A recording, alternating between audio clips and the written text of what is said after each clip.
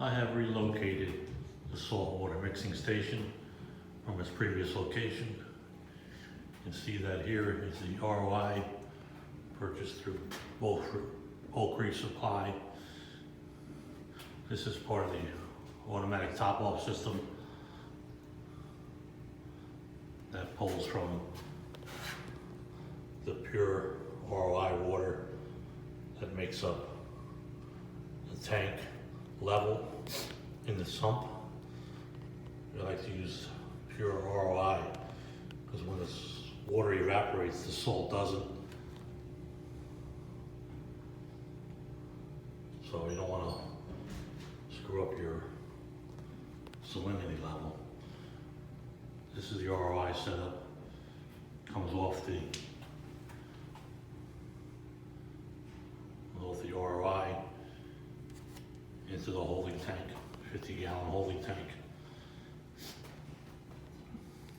And by manipulating these valves, you bring the water from the holding tank up into the saltwater vessel, and closing that valve and opening this valve.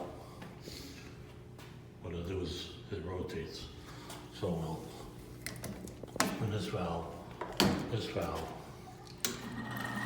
now it's mixing.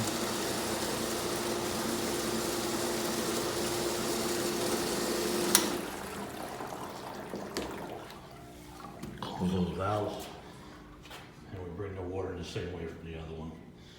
On top here, this is where I test my salinity when I'm mixing. Pull a little water out of there in a cup, pour that out, and then I open it up again onto the salinity meter. On top here, I'm manipulating the valves again. This is the display fill. I can pump water right into the sump pump if I need to. That goes down. It's going in through the wall to the main display. This valve here is where we're filling the automatic top-off reserve. Those are just an old acid tank that I cleaned out real good. I'm using that as an automatic top-off. There's a sensor in the sump. The level drops, turns on this pump. That pumps from there into the sump pump. Using a panel pump on the bottom, a large pump. Plenty of pressure. This valve here is another way of getting water out of the system by manipulating the valves. This is how I fill up buckets of 5-gallon buckets to do a water change in my quarantine tank. This cold water supply goes into the ROI. We go through the wall, and then it goes to the main display.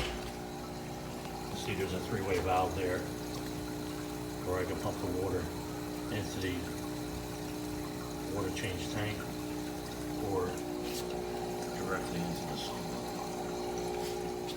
There's the water change tank. Change 27 gallons at once.